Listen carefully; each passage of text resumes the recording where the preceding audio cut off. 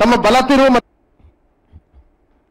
ರಾಜ್ಯಾದ್ಯಂತ 70ನೇ ಕನ್ನಡ ರಾಜ್ಯೋತ್ಸವದ ಸಂಭ್ರಮ ಮನೆ ಮಾಡಿದ್ದು, ರಾಜ್ಯೋತ್ಸವ ಆಚರಣೆಗೆ ನಗರದ ಕಂಠೀರವ ಸ್ಟೇಡಿಯಂನಲ್ಲಿ ಸಕಲ ಸಿದ್ಧತೆ ಮಾಡಿಕೊಳ್ಳಲಾಗುತ್ತಿದೆ. ಕಾರ್ಯಕ್ರಮಕ್ಕೆ ಸಾವಿರಾರು ಜನರು ಆಗಮಿಸಿದ್ರು. ಸ್ಟೇಡಿಯಂ ಸುತ್ತಮುತ್ತಲೂ ಬಿಗಿ ಭದ್ರತೆಯನ್ನು ನಿಯೋಜಿಸಲಾಗಿತ್ತು. ನಂತರ ಇಂದು ಬೆಳಿಗ್ಗೆ ಮುಖ್ಯಮಂತ್ರಿ ಸಿದ್ದರಾಮಯ್ಯ ಅವರು ಕನ್ನಡ ಧ್ವಜಾರೋಹಣ ಮಾಡಿ ನಂತರ ರಾಜ್ಯವನ್ನುದ್ದೇಶಿಸಿ ಮಾತನಾಡಿದರು. ಈ ಕಾರ್ಯಕ್ರಮದಲ್ಲಿ ಕನ್ನಡದ ಕಲೆಗಳನ್ನು ಅನಾವರಣ ಮಾಡಲಾಯಿತು. ಇನ್ನು ಮಕ್ಕಳು ನೃತ್ಯ ಮಾಡೋದ್ರ ಮೂಲಕ ಜನಪ್ರತಿನಿಧಿಗಳನ್ನ ಆಕರ್ಷಿಸಿದ್ರು. ಕಂಠೀರವ ಕ್ರೀಡಾಂಗಣದಲ್ಲಿ ನಡೆದ ಕಾರ್ಯಕ್ರಮದಲ್ಲಿ ಮುಖ್ಯಮಂತ್ರಿ ಸಿದ್ದರಾಮಯ್ಯ, ಅತಿಥಿಗಳು, ಶಾಲಾ ಮಕ್ಕಳು, ಅಧಿಕಾರಿಗಳು ಹಾಗೂ ಸಾರ್ವಜನಿಕರು ಭಾಗಿಯಾಗಿದ್ರು.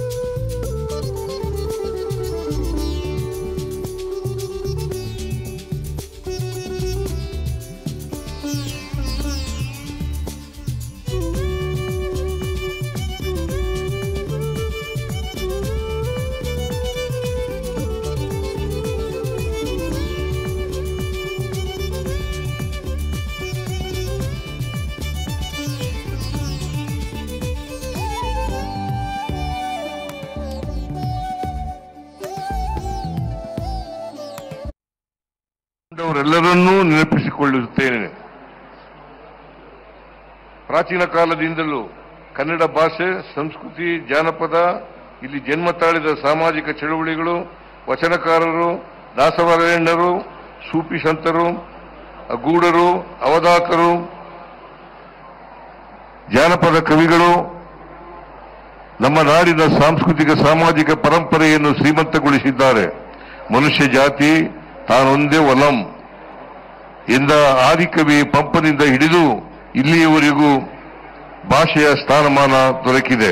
ಬಹುಭಾಷೆ, ಬಹುಧರ್ಮ, ಬಹುಸಂಸ್ಕೃತಿ ಹಾಗೂ ಬಹುಜನಾಂಗಗಳು ಒಟ್ಟುಗೂಡಿ ಬದುಕುವ ತತ್ವಗಳನ್ನು ನಮ್ಮ ಹಿರಿಯರು ಕಂಡುಕೊಂಡಿದ್ದು ಹಿಂದಿನಿಂದಲೂ ಎಲ್ಲರೂ ಒಟ್ಟಾಗಿ ಬಾಳಿ ಬದುಕಿ ನಾಡನ್ನು ಕಟ್ಟಿ ನಿಲ್ಲಿಸಿ ಸಮೃದ್ಧಗೊಳಿಸಿದ್ದಾರೆ.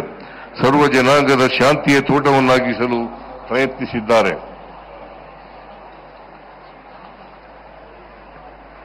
ಸಾವಿರಾರು ವರ್ಷಗಳಷ್ಟು ಹಳೆಯ ಇತಿಹಾಸವುಳ್ಳ ಕನ್ನಡ ಭಾಷೆ ಮತ್ತು ಸಂಸ್ಕೃತಿಯನ್ನು ಇನ್ನಷ್ಟು ಎತ್ತರಕ್ಕೆ ಕೊಂಡೊಯ್ಯಬೇಕಾಗಿದೆ. ಶಿಕ್ಷಣದಲ್ಲಿ ಕನ್ನಡ ಭಾಷೆಯ ನಿರ್ಲಕ್ಷ್ಯವು ಹಲವು ಸಮಸ್ಯೆಗಳನ್ನು ಹುಟ್ಟುಹಾಕಿದೆ. ಜಗತ್ತಿನ ಮುಂದುವರಿದ ಭಾಷೆಗಳಿಗೆ ಇಲ್ಲದ ಬಿಕ್ಕಟ್ಟು ಇಂದು ಕನ್ನಡದಂಥ ಭಾಷೆಗೆ ಬಂದಿದೆ. ಮುಂದುವರಿದ ದೇಶಗಳ ಮಕ್ಕಳು ತಮ್ಮ ತಾಯಿ ನುಡಿಗಳಲ್ಲಿಯೇ ಯೋಚಿಸುತ್ತಾರೆ, ಕಲಿಯುತ್ತಾರೆ ಮತ್ತು ಕನಸು ಕಾಣುತ್ತಾರೆ. ಆದರೆ ನಮ್ಮಲ್ಲಿ ಇದಕ್ಕೆ ತದ್ವಿರುದ್ಧವಾದ ಪರಿಸ್ಥಿತಿ ಇದೆ. ಇಂಗ್ಲಿಷು, ಹಿಂದಿಯಂಥ ಭಾಷೆಗಳು ನಮ್ಮ ಮಕ್ಕಳ ಪ್ರತಿಭೆಯನ್ನು ಭಾಷೆಯ ಕಾರಣಕ್ಕೆ ದುರ್ಬಲಗೊಳಿಸುತ್ತಿವೆ. ಹಾಗಾಗಿ ಮಾತೃಭಾಷೆಯಲ್ಲಿಯೇ ಶಿಕ್ಷಣ ನೀಡುವ ವ್ಯವಸ್ಥೆಯನ್ನು ಜಾರಿಗೆ ತರಲು ಸೂಕ್ತ ಕಾನೂನುಗಳನ್ನು ತರಬೇಕಾದ ಅಗತ್ಯವಿದೆ. ಈ ಕುರಿತು ಕೇಂದ್ರ ಸರ್ಕಾರವು ಗಮನ ಹರಿಸಬೇಕೆಂದು ಒತ್ತಾಯಿಸುತ್ತೇನೆ. ಒಂದು ನಾಡನ್ನು ಕಟ್ಟುವುದು ಸರಳವಾದ ಸಂಗತಿಯಲ್ಲ. ನಾಡೊಂದರ ಸಮಗ್ರ ಅಭಿವೃದ್ಧಿ ಎಂದರೆ ರಸ್ತೆ, ಸೇತುವೆ, ವಿದ್ಯುತ್, ರೈಲು, ವಿಮಾನ, ಸುಸಜ್ಜಿತ ಕಟ್ಟಡಗಳಷ್ಟೇ ಅಲ್ಲ. ಈ ನಾಡಿನ ಮಕ್ಕಳ ಮಾನಸಿಕ, ದೈಹಿಕ ಆರೋಗ್ಯ, ತಮ್ಮ ಜೊತೆಯಲ್ಲಿನ ಮಕ್ಕಳ ಭಾಷೆ, ಬದುಕು, ಧರ್ಮ, ಜಾತಿ ಹಾಗೂ ಇನ್ನಿತ್ಯಾದಿ ಭಿನ್ನತೆಗಳನ್ನು ಸಹನೆಯಿಂದ ನೋಡುವುದನ್ನು ಕಲಿಸುವುದೂ ಮುಖ್ಯ.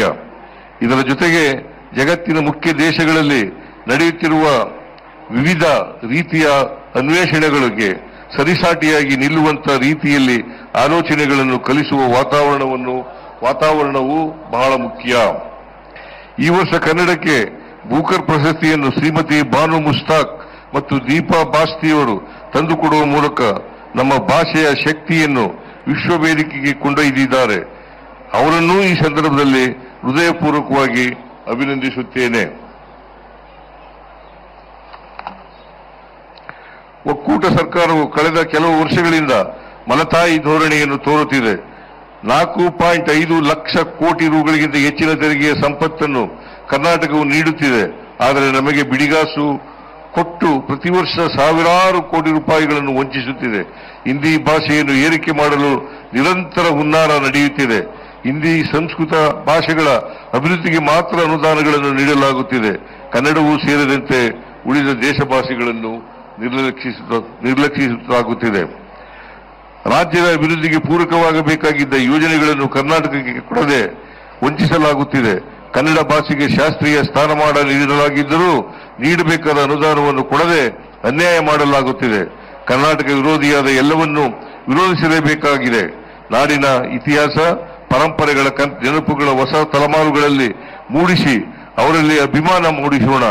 ನಮಗಿರುವ ಸವಾಲುಗಳನ್ನೇ ಅವಕಾಶವನ್ನಾಗಿ ಮಾರ್ಪಡಿಸುವ ಶಕ್ತಿ ನಮ್ಮ ಯುವ ತಲೆಮಾರಿಗಿದೆ. ಯುವ ತಲೆಮಾರು ಎದ್ದು ನಿಂತು ಕನ್ನಡ ಮತ್ತು ಕರ್ನಾಟಕವನ್ನು ಜಗತ್ತಿನ ಮುಂದುವರಿದ ಸಮಾಜಗಳ ಮಟ್ಟಕ್ಕೆ ನಿಲ್ಲಿಸಬೇಕಾಗಿದೆ. ನಮ್ಮ ಸರ್ಕಾರ ಕನ್ನಡ ಮತ್ತು ಸಂಸ್ಕೃತಿಯನ್ನು ಜನರಲ್ಲಿ ಭಾಷಾ ಪ್ರೀತಿಯನ್ನು ಇಮ್ಮಡಿಗೊಳಿಸುವ ಕೆಲಸ ಮಾಡುತ್ತಲೇ ಇದೆ. ಸರ್ಕಾರದ ವತಿಯಿಂದ ಭುವನೇಶ್ವರಿಯ ಪ್ರತಿಮೆಯನ್ನು ಬೆಂಗಳೂರಿನ ವಿಧಾನಸೌಧದ ಆವರಣದಲ್ಲಿ ಸ್ಥಾಪಿಸಲಾಗಿದೆ. ಕರ್ನಾಟಕ ಸಂಭ್ರಮ 50 ಅಭಿಯಾನದ ಅಂಗವಾಗಿ ಹೆಸರಾಯಿತು ಕರ್ನಾಟಕ, ಉಸಿರಾಗಲಿ ಕನ್ನಡ ಶೀರ್ಷಿಕೆಯಡಿ ರಾಜ್ಯಾದ್ಯಂತ ಹಲವಾರು ಕನ್ನಡ ಪರ ಕಾರ್ಯಕ್ರಮಗಳನ್ನು ನಡೆಸಲಾಗುತ್ತಿದೆ. ಕರ್ನಾಟಕದಲ್ಲಿರುವ ವಾಣಿಜ್ಯ ಮಳಿಗೆಗಳ ನಾಮಫಲಕಗಳನ್ನು 60% ಕನ್ನಡವನ್ನು ಕಡ್ಡಾಯಗೊಳಿಸಲಾಗಿದೆ.